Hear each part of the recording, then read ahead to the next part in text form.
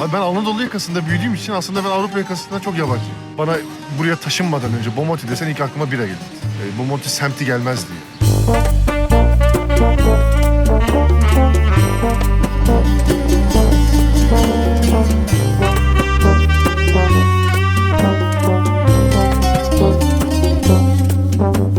İki İstanbul söz konusu. Biri tarihi yarımadanın olduğu İstanbul, öteki Galata. Şimdi bu tarihi yarımadanın olduğu İstanbul'da bakıyoruz. Daha çok bir Müslüman İstanbul.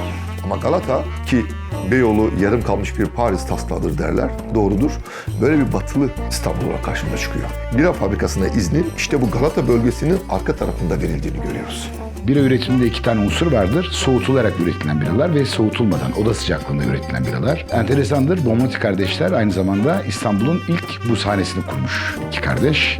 Büyük bir ihtimalle o zaman daha modern tarzda, yani soğutularak üretilen lager tarzda kolay içimli biralar üretiyorlardı. Bu iki kardeş bir fabrika açıyor buraya. Bira fabrikası açıldıktan sonra sanayileşme hikayesi onunla beraber başlıyor. Tek bir fabrika kurulmuyor, ondan sonra bir çikolata fabrikası kuruluyor, onlarla beraber bir buz fabrikası kuruluyor. Böylelikle aslında Bomonti dediğimiz alan, Bomonti kardeşlerin oraya kurduğu fabrikayla beraber bir sanayi alanı haline geliyor. Benim bildiğim İsviçreli iki kardeş Osmanlı döneminde bira üretim imtiyazını alıyor ve işte Bomonti adıyla anılan bira fabrikasını kuruyorlar.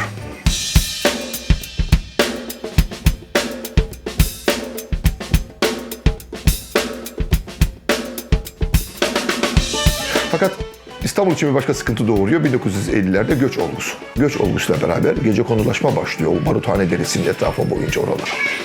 Bomonti adanın ilerisinde ve paralelinde sadece tekstil fabrikaları ve atölyeleri vardı uzunca bir süre. Hani oraları pek tercih edilen bir bölge değildi. Bir kakofoni. Yani bir orkestra gibi düşünün.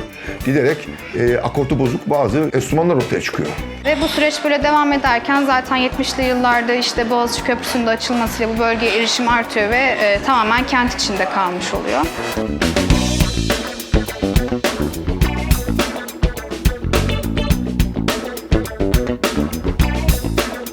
Hafta içi çalışan insanlar hafta sonu ailelerine zaman ayırmaları gerektiğini anlıyorlardı ve bir arada bir şeyler yapmak ihtiyacı duyuyorlardı. 1930'lu yıllarda ortaya çıkıyor sizin sözünü ettiğiniz Bomonti Bira Bahçesi işte. Nasıl ki bugün insanlar hafta sonları AVM'lere biliyorsa o yıllarda işte bu çocuk bahçelerine gidiyordu, bira bahçelerine gidiyordu, yeşil alanlarda toplanıyorlardı. Batılılaşan Osmanlı Avrupa'dan bira ithal ediyor. Tabi burada çarpıcı olan bira seyahati sevmez. Yani bira yer değiştirmeyi sevmez vesaire. Onun için biranın tadı bozulur. Bundan dolayı ilk defa taze birayı, en makbul olan taze birayı Bomonti kardeşler üretip arz etmeye başlıyorlar. Bu da tabii bir bira kültürünün daha derinlemesine gelişmesini sağlıyor. Ben Bomonti Bira Bahçesi'nin annemden babamdan çok duyardım. Mesela bütün buradaki Rum liselerinin mezuniyet partileri bile hep Bomonti'de yapılırmış. Yani 12. sınıf mezunları Bomonti'ye gidip bir aycık mezuniyetimizi kutlayalım diye bir gelenek sürdürüyorlarmış. Yani Bomonti herhalde eskiden de bayağı popüler bir yermiş ki. Bomonti Bira Bahçesi'nde İstanbul'daki bütün şairler, yazarlar, sadece tiyatrocular, ressamlar, heykeltıraşlar hepsi gider. Düşünsene Sait Faik, Orhan Veli nereye gidelim? Hadi Bomonti'ye gidelim. Hafta sonları güzel günlerde, açık havalarda insanlar şehrin sokaklarına girmek istemez. Bugün de öyle. Tabii o yılların açık havası hemen Galata'nın arkasında bu kırsal kesim Bomonti fabrikasının olduğu yer. Ve burada çoluk çocuk, konu komşu bir araya gelirler. O yeşil alanda 1930'lu yıllarda hafta sonları bir arada yaşama kültürünü oluştururlardı. Çok da enteresan bir tüketim var o dönemde. Geliyorsunuz mesela 5 litrelik, 10 litrelik fıçı istiyorsunuz. Size bira bir sehpada ahşap fıçıda geliyor. Yanınızda fıçıya musluk bağlanıyor ve siz oradan semaverden çay servisi yapar gibi kendi biranızı servis edip içiyorsunuz. 1930'ların sonlarına doğru Bomonti kardeşlerden bira fabrikası tekelin himayesine alınıyor.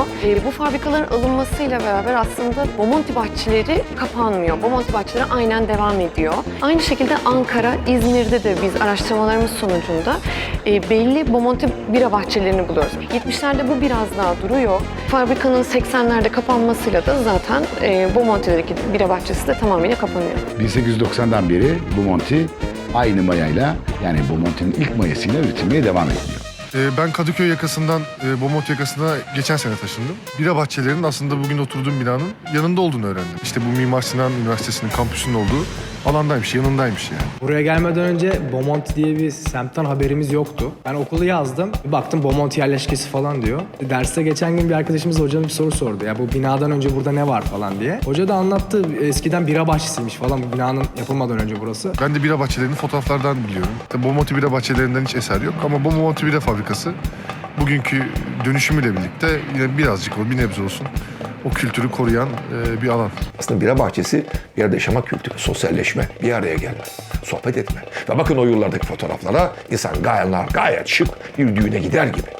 Bu işte sözünü ettiğim Bomonti dediğimizde makinenin ve o demokrasinin, halkın egemenliğinin bütünleştiği yerlerdir. İşte bira bahçesi dediğin yerler. İstanbul öyle garip bir kent ki istediğiniz kadar hançerliğin sırtından yıkılmıyor, ölmüyor. Ben Bomonti'ye gittiğimde ilk gençlik yıllarımdaki Bomonti'yi hala görüyorum. Nerede görüyorum biliyor musunuz? İnsanlarında. Her ne kadar çoğu gitmiş olsa da o insanların hala orada var. Bomonti semti tabii ki gayrimüslimlerin, Rumların, Ermenilerin, Levantelerin tercih ettiği bir semt. Yani civarda birçok kilise var bir kere bundan. Burada Lourdes Kilisesi var, Gürcü Kilisesi. Ondan sonra Ermeni Kilisesi, Rum Kilisesi.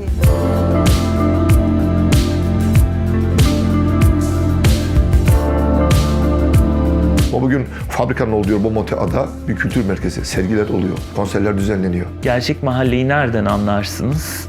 Yemek sepetinden sipariş miktarının az olduğundan anlayabilirsiniz. Öğrencilerde bunu da çalıştık. Neden? Çünkü insanlar sokakta. Cumartesi, pazartesi ve perşembe günleri pazar günleri. Cumartesi organik pazara dışarıdan da çok insan geliyor. Oraya sosyalleşmek için gidiliyor daha çok zaten. Pazar günü antika pazarı var. O da hareketli bir pazar. Pazartesi ve perşembe de semt pazarı. Şişli'de yaşayan teyzeleri görebilirsiniz o pazarda. Üniversitede öğrencilik hayatımda bir dönemde Bomonti Antika Pazarı'nda çalıştım. Pazarda gözlemlediğim şey aslında genellikle şuydu. Başta oralı insanların çok takıldığı, benim daha sonra satış yapmadığım ama kendim gezmeye gittiğim dönemlerde ise gördüğüm bir şey artık çok dışarıdan insanların gelerek ziyaret ettiği bir pazar haline almıştı. O da aslında dönem içinde, kendi içinde bir trend haline almıştı. Bomonti'nin geçmişinde endüstri mirası diyebileceğimiz yapılar var. Fabrika bunlardan biri. Belki burada Fransız düşkünler evi var. Ona endüstri mirası diyemeyiz ama eskilerden kalma yapılardan biri. Tekstil üretimi yapan atölyelerden, hatta çok büyük apartmanlar var. Yenilenmeye müsait, açık alanda çokmuş. Bu bakımdan Hilton bir öncü olmuş burada büyük bir bina olarak. Derken birer birer rezidanslar gelmeye başladı. Şimdi buradan taşınmayı düşünsem nereye giderim diye sorgularım yani bilemiyorum. Artık bu kapitalist sistemin bize vermiş olduğu büyük gökdelenler, yeni yaşam alanları, kafeler ve onun gibi birçok işte gece kulüplerinin oluştuğu küçük alanlar yaratılıyor. Bugün ise insanların tercih ettiği bir alan haline gelmeye başlıyor. Bomonti tabii ki Feriköy veya Kurtuluş değil. Bambaşka bir oluşum burada. Buranın dinamiği o ya. Bomonti Ada ve buradaki yeni binalar, rezidanslar ve yeni yaşam tarzı. Kienart diye bir tane adam var abi. Duvarlara resim yapıyor. Bomonti Ada'nın karşısına da resimler yapmış. Grafitiler.